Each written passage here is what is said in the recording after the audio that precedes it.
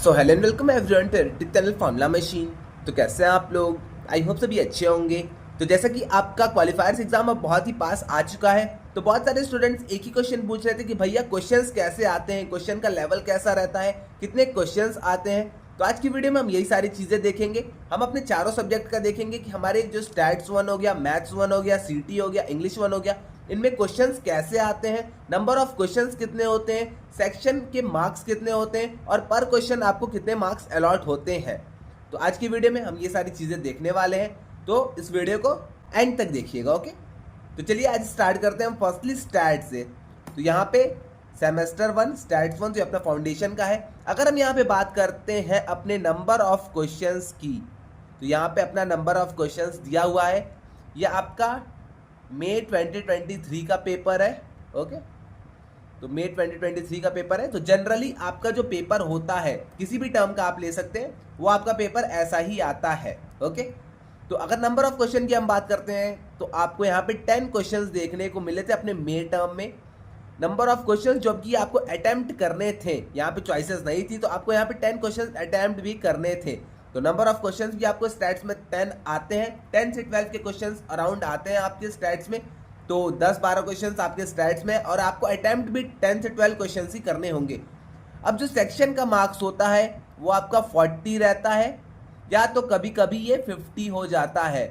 50 से ज़्यादा आपको यहाँ पे मार्क्स देखने को नहीं मिलेंगे। तो 40 या फिर 50 मार्क्स का आपका 10 क्वेश्चन होता है। अब आप यहाँ से अंदाज लगा सकते हैं कि आपको कितने मार्क्स चाहिए होंगे पासिंग के लिए। तो पासिंग के लिए आपको 40% चाहिए होते हैं, और ओवरऑल जो आपका होता है आपको 50% मार्क्स चाहिए होंगे। आई थिंक आपको ये चीज़ पता होगी, क्वालिफायर्स में आपको 40% मार्क्स चाहिए होते हैं पर सब्जेक्ट, और ओवरऑल आपको 50% चाहिए होते हैं। अब ये कैटेगरीज वाइज डिफर करता है, बट मैं यहाँ पे ओवरऑल जनरल कैटेगरी का यहाँ पे बताया हूँ आपको। ओके, तो यहाँ पे आपको 10 से 12 क्वेश्चंस देखने को मिलते हैं। स्टैट्स में आपके ये मैथ्स में अलग हो जाएगी, सीटी में अलग हो जाएगी, और सारे सब्जेक्ट्स में सारी चीज़ें अलग हो जाएंगी। बट नॉर्मली जो आपके क्वेश्चन स्टैट्स में आते हैं, 10 से 12 क्वेश्चन स्टैट्स में आएंगे। 10 से 12 क्वेश्चंस आपको अटेम्प्ट भी करने रहेंगे। सेक्शन के मार्क्स आपके 40 से 50 रहते हैं स्टैट्स में। और अब मैं आपको दिखा देता हूँ कि क्वेश्चंस कैसे आते हैं और मार्क्स कैसे आपके अलॉट होते हैं। तो यहाँ पे जैसे कि आप मान लीजिए, यहाँ पे आपको करेक्ट मार्क्स के लिए करेक्ट आंसर के लिए 2 मार्क्स यहाँ पे मिलने वाले हैं, और आपके कुछ ऑप्शंस ऐसे रहेंगे। तो जैसा कि आप सबको पता होगा, आपको MCQs यहाँ पे मिलेंगे, देन आपको यहाँ पे MSQs मिलने वाले हैं, इंटीजर टाइप क्वेश्चंस भी आपको यहाँ पे मिलने वाले हैं। तो आई थिंक आपको ये सारी चीज़ें पता होंगी। यहाँ पे आपको पहले से ही दिया रहेगा मल्टीपल चॉइस क्वेश्चन है। तो यहाँ पे 4 ऑप्शंस हैं, 4 ऑप्शन में से आपको एक चूज करना पड़ेगा। ओके, जैसे ही आपके क्वेश्चंस रहते हैं, क्वेश्चंस के साथ आपके यहाँ पे मार्क्स लिखे रहते हैं। तो आप जैसे ही करते जाइएगा क्वेश्चंस, आपको श्योरिटी तो हो जाएगी कि मैंने ये क्वेश्चन सही किया या फिर गलत। तो आप वहाँ पे एक बार देख भी सकते हैं कि मेरे कितने मार्क्स ओवरऑल बन रहे हैं इस पूरे सब्जेक्ट में। ओके, तो जैसे आपने 5 क्वेश्चंस भी अगर अटेम्प्ट किए हैं 2-2 नंबर के, देन आपके यहाँ पे 10 मार्क्स बन जाते हैं। तो ऐसे ही आप करके आप वहाँ पे जोड़ लीजिएगा एग्जाम हॉल में ही। ओके, अब हम चलते हैं, आई थिंक आपको स्टैट समझ में आ गया होगा। अब हम चलते हैं अपने मैथ्स के ऊपर। तो अपना यहाँ पे मैथ्स आ चुका है। तो मैथ्स 1 में अगर हम बात करते हैं नंबर ऑफ क्वेश्चंस की, तो जैसा मैंने आपको बताया था, 1 मिनट, तो जैसा कि मैंने आपको वहाँ पे बताया था स्टैट्स में भी, तो यहाँ पे मैथ्स में भी वही चीज़ सेम है। यहाँ पे भी आपको 10 से 12 क्वेश्चंस देखने को मिलते हैं, और 12 ही आपको अटेम्प्ट करने होते हैं। तो मैथ्स और स्टैट्स दोनों आपका ज़्यादातर सिमिलर हो जाता है। मान के चलिए आप मैथ्स में भी आपको 10 से 12 क्वेश्चन देखने को मिलेंगे, और स्टैट्स में भी आपको 10 से 12 क्वेश्चन देखने को मिलेंगे। सेक्शन के मार्क्स यहाँ पे 50 है। मैंने स्टैट्स में भी आपको बताया था कि 40 से 50 मार्क्स के क्वेश्चंस आते हैं। ओके, तो आपको यहाँ पे 50 मार्क्स के क्वेश्चंस आने वाले हैं। अब अगर हम बात कर लेते हैं यहाँ पे क्वेश्चंस की, तो अब कुछ लोग पूछेंगे भैया टफ कौन से क्वेश्चंस होते हैं, आप ये एक बार बता दीजिए। तो मेरे अकॉर्डिंग टफ आपके क्वेश्चंस होते हैं, 1 मिनट, जो आपके इंटीजर टाइप क्वेश्चंस होते हैं। तो आप यहाँ पे देख सकते हैं, यह आपका इंटीजर टाइप क्वेश्चन है, न्यूमेरिक वैल्यू क्वेश्चन है। यहाँ पे आपको एक्यूरेट आंसर देना पड़ता है। जैसे 325 है, 1 मिनट, तो 325 है अगर, तो आप यहाँ पे 326 नहीं लिख सकते। अगर आपने 326 लिख दिया तो आपको यहाँ पे 0 मार्क्स अलॉट हो जाएंगे। तो आप यहाँ पे ऐसी चीज़ें नहीं कर सकते हैं। और कुछ क्वेश्चन में डेसिमल प्लेसेस, 2 डेसिमल प्लेसेस तक पूछा जाता है। तो वहाँ पे भी अगर आपने रेंज में गलती कर दी तो वहाँ पे रेंज भी, आंसर्स में आपको रेंज भी मिलते हैं, बट अगर आपका आंसर आ रहा है 3.28 और आपने यहाँ पे चेंज करके 4 लिख दिया है तो आपका गलत हो जाएगा। अगर आपने चेंज करके यहाँ पे 3.92 लिख दिया है तब भी आपका यहाँ पे गलत हो जाएगा। तो ऐसे आपको चेंज नहीं करना है, ओके। इसीलिए आपके जो न्यूमेरिकल इंटीजर टाइप क्वेश्चंस होते हैं ये आपके थोड़े से टफ हो जाते हैं, क्योंकि इसमें आपको एक्यूरेट आंसर मार्क करना पड़ता है। मान के चलिए कि आप अपने जो आपके एमसीक्यूज है उसमें तुक्का मार सकते हैं, एमएसक्यूज में आप आराम से तुक्का मार सकते हैं, बट आप यहाँ पे इंटीजर टाइप क्वेश्चन में तुक्का नहीं मार सकते हैं, ओके। अब चलते हैं अपने हम सीटी के ऊपर। सीटी क्योंकि बहुत सारे स्टूडेंट्स को टफ लगता है तो सीटी के ऊपर चलते हैं, देन हम बताएंगे कि सबसे ज़्यादा टफ कौन सा सब्जेक्ट रहता है, ओके। मैं अपने अकॉर्डिंग बताऊंगा कि सबसे ज़्यादा टफ ज़्यादा स्टूडेंट्स को कौन सा सब्जेक्ट लगता है।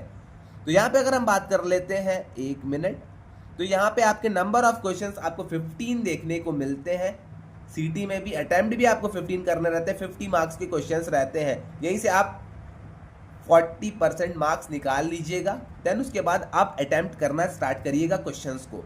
अब यहाँ पे अगर हम बात कर लेते हैं अपने 15 क्वेश्चंस की, तो यहाँ पे भी 15 क्वेश्चंस आपको पूरे करने रहते हैं, 50 नंबर के पूरे आपके क्वेश्चंस रहते हैं।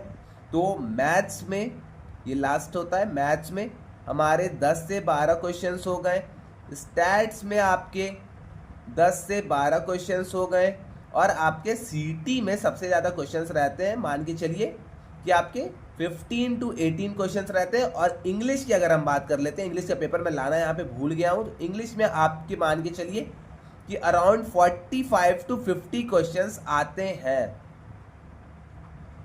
ओके। तो ये आपका कुछ ऐसे क्वेश्चंस आपके रहते हैं, आप यहाँ पे देख सकते हैं। मार्क्स भी मैंने आपको बता दिए, 50 के ये भी होते हैं आपके, 50 के ये भी होते हैं आपके, और आपका इंग्लिश 100 मार्क्स का हो जाता है कभी कभी, ओके।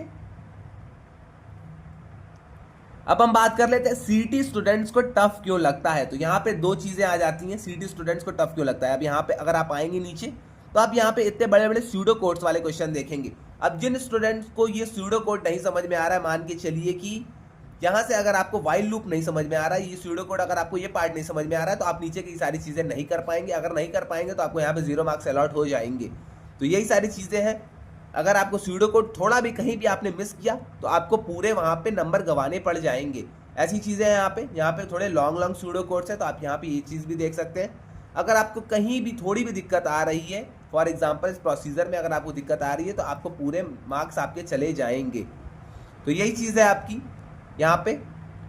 तो अगर आपको स्यूडो कोड समझ में आते हैं देन आपके लिए सीटी आसान हो जाएगा। और एक और चीज़ मैं बता दूँ, टफनेस की बात मैं यहाँ पे बता देता हूँ। टफनेस बहुत ज़्यादा स्टूडेंट पूछते हैं, तो मेरे अकॉर्डिंग मैथ्स सबसे ज़्यादा टफ आपका रहता है।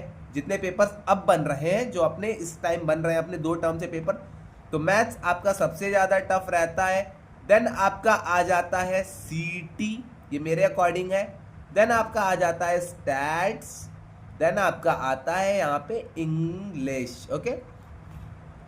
अब यहाँ पे पॉसिबिलिटी दूसरी भी हो सकती है। कुछ लोग पूछेंगे क्या भैया, तो यहाँ पे कुछ लोगों को सीटी टफ लगता है। अब ये सीटी मैंने लिया है, अगर आपको थोड़ी भी कोडिंग की नॉलेज है, देन अगर आपको कोडिंग की नॉलेज है तो आप आराम से सीटी को कर ले जाएंगे। सीटी आपको आसान भी लग सकता है, सीटी आप स्टैट्स की प्लेस पे भी रख सकते हैं। बट अगर आपको कोडिंग की नॉलेज नहीं है, आपने 11th और 12th में कंप्यूटर साइंस नहीं लिया था, देन सीटी हो जाएगा, आपका मैथ्स हो जाएगा, देन आपका स्टैट्स हो जाएगा, और आपका सबसे आसान तो इंग्लिश रहता है, ओके।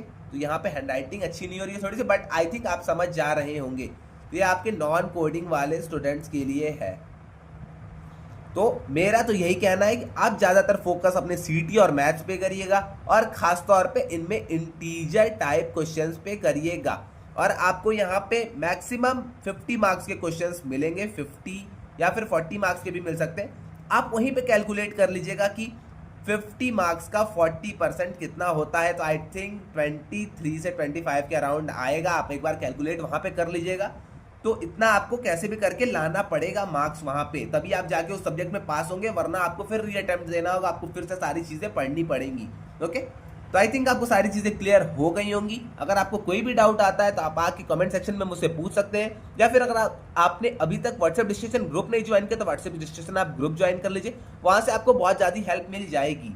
तो आज के लिए बस इतना ही, और आज रात को मैं मीट भी शेड्यूल करने वाला हूँ, तो गूगल मीट अगर आपको ज्वाइन करनी है आज रात के लिए, अगर आपको कोई भी हेल्प चाहिए हो तो आप आके लिंक यहाँ से व्हाट्सएप डिस्कशन का है, आप वहाँ से ज्वाइन कर सकते हैं, और मैं आपको गूगल मीट की लिंक शाम तक शेयर कर दूंगा, तो आप रात को उस मीट में भी ज्वाइन होकर अपने क्वेश्चंस को, अपनी क्वायरीज को पूछ सकते हैं वहाँ पे भी। ओके, तो आज के लिए बस इतना ही रहने देते हैं, मिलते हैं नेक्स्ट वीडियो में। अगर आपने अब तक सब्सक्राइब नहीं किया चैनल को तो एक बार सब्सक्राइब कर लीजिएगा चैनल को। तो आज के लिए बस इतना ही, मिलते हैं नेक्स्ट वीडियो में। Till then bye bye.